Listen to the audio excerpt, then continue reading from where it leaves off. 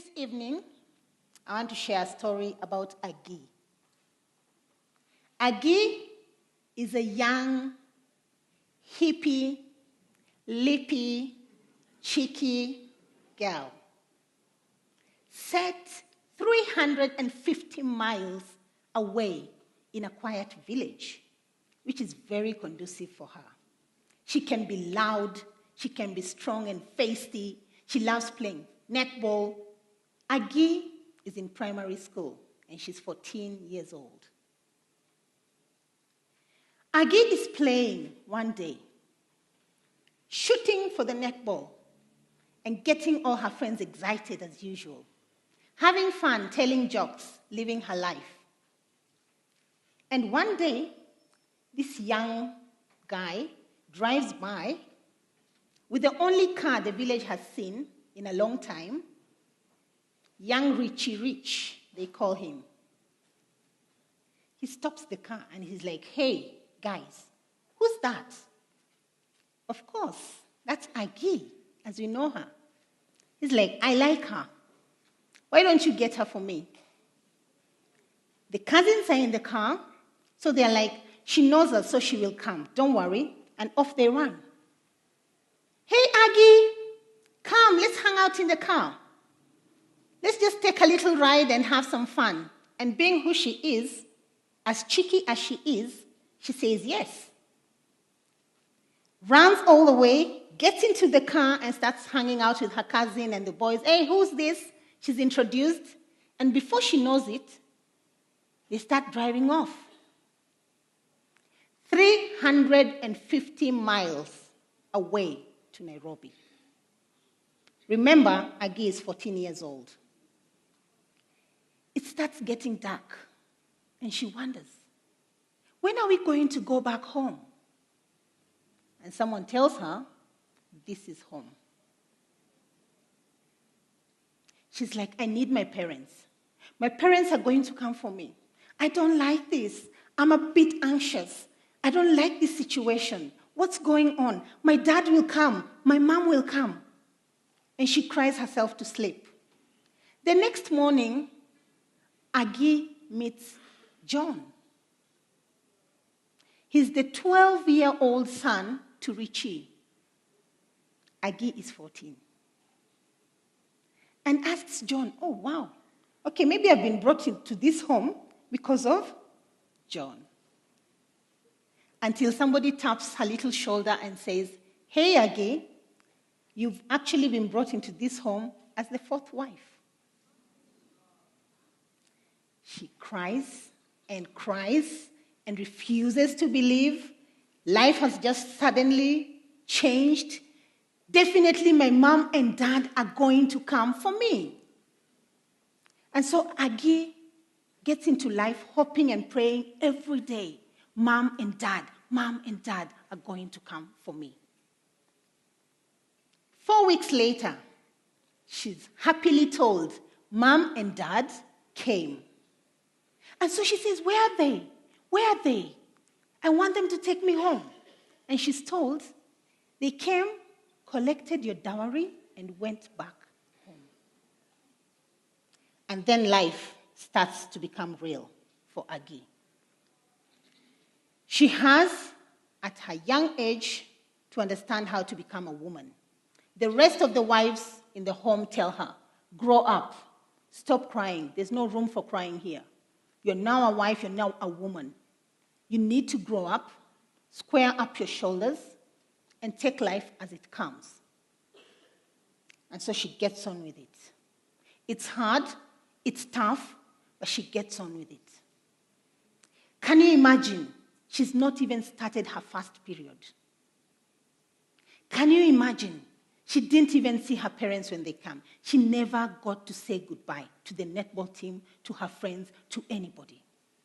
Can you imagine? She's married to a man with a 12-year-old. She's 14. I mean, she hangs out with the son, if you want to really have a good story. Aggie becomes almost the wife to the wives. Being the youngest wife is very tough. You're the one who has to wash the clothes. You're the one who has to go to the shops. You are the one who has to feed the kids. You are the one who has to eat last. And then one day, when she was just about to turn 16, she falls pregnant. And I was born.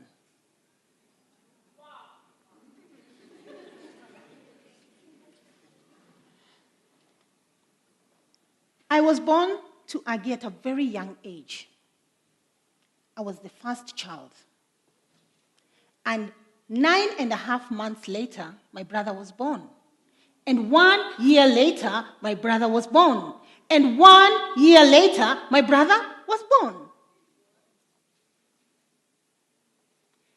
And this young teenage girl with 4 children just could not take it anymore. I had skin problems going through all my life when I was born.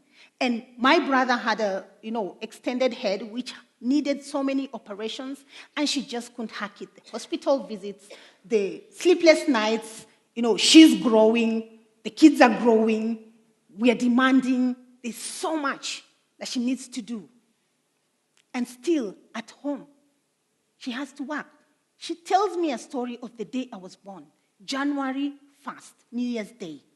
It was her turn to cook the meal and her turn to wash the clothes. And while she was washing the clothes, it was time for labor. And she quickly had to run to the hospital. And Aggie was back home the same day. Now comes a time when she's 19, even hippier, even lippier, even cheekier.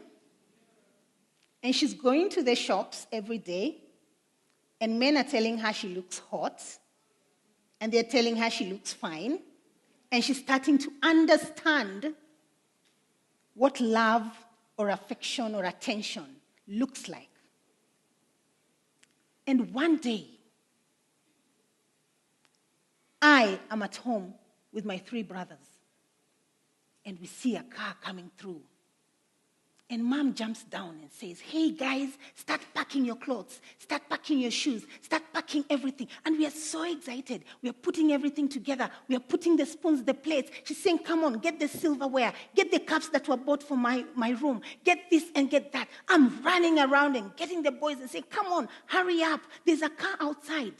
Finally, we are leaving. Finally, there's freedom. Finally.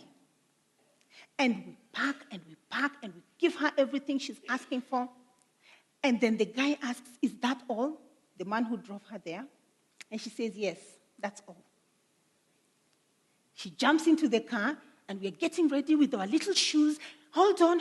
It's just Louis remaining, and then we will get into the car. And she turns through the door and says, "I'm sorry, you're going nowhere. You're your father's children."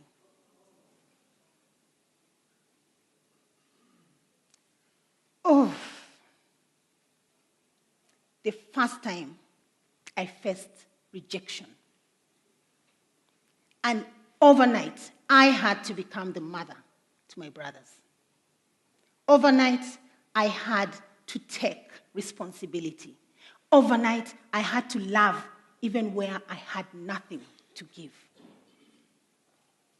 And so we stayed, and we survived, and life was tough. And life was hard. For those of you who've ever been in a polygamous situation, for those of you who've grown up in Africa and known that generation, very difficult.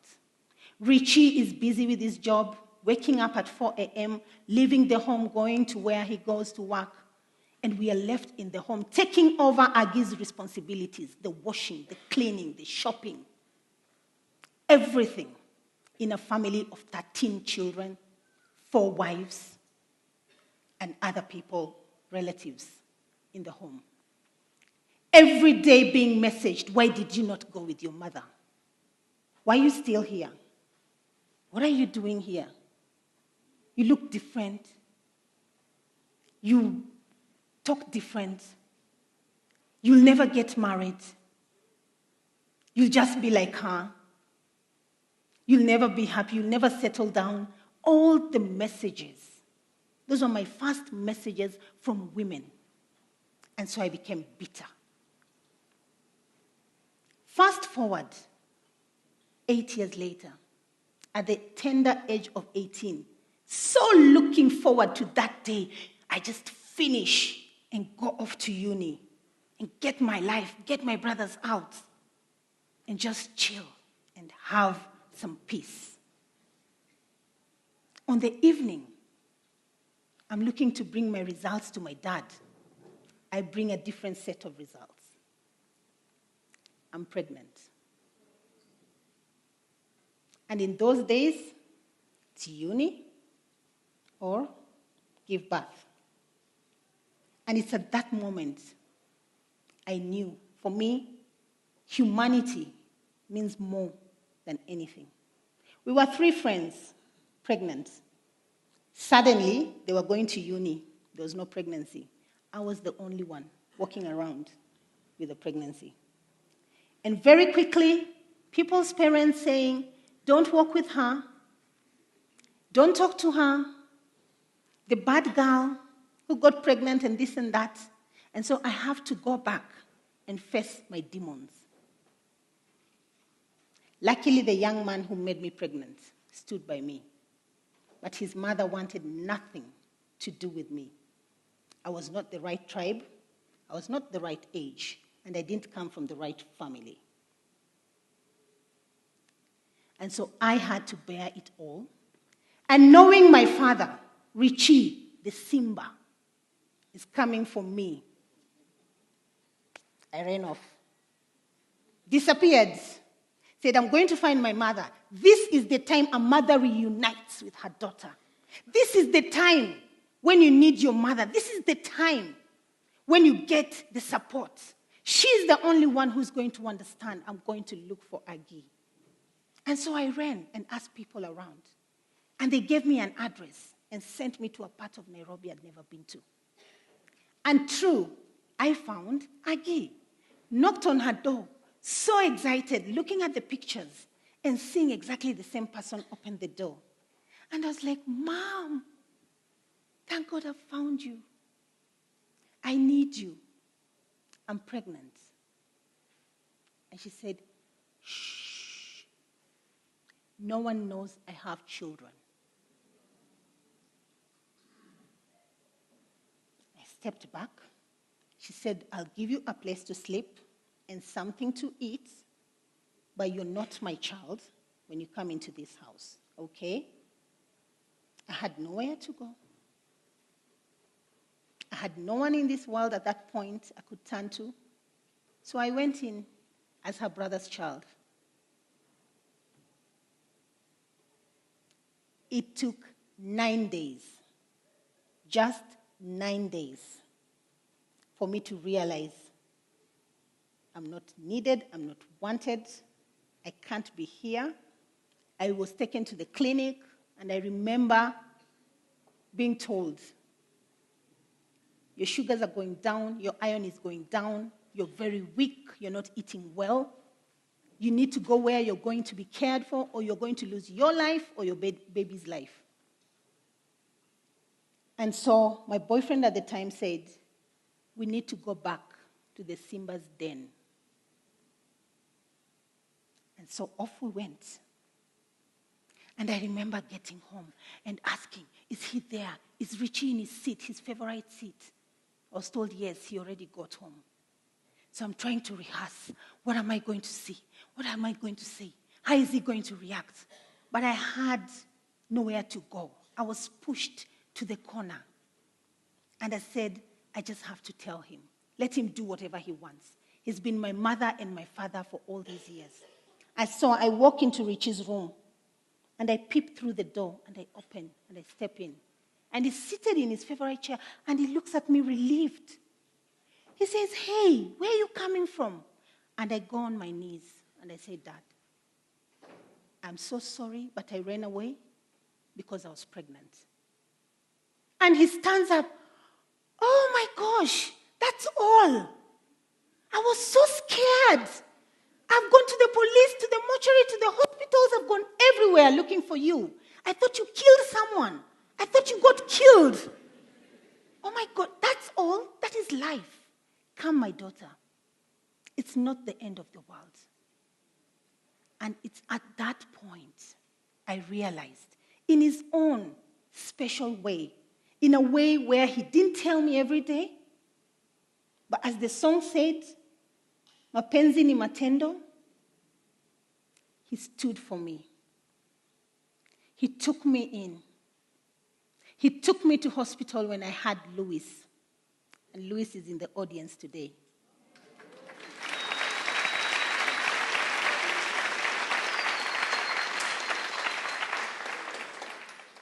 He showed me how to change a nappy. He showed me the right way to sit when I'm breastfeeding. He helped me do the night runs. Louis, you were never a silent boy.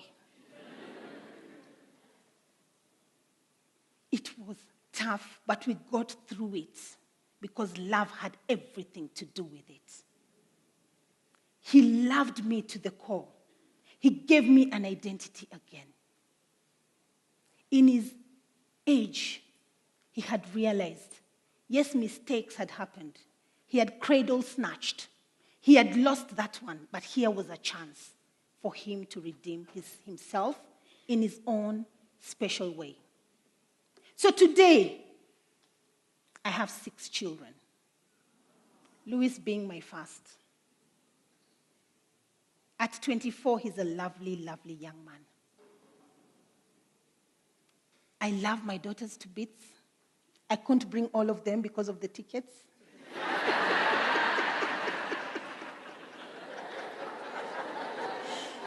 Even though Agatha gave me 4, so you can imagine.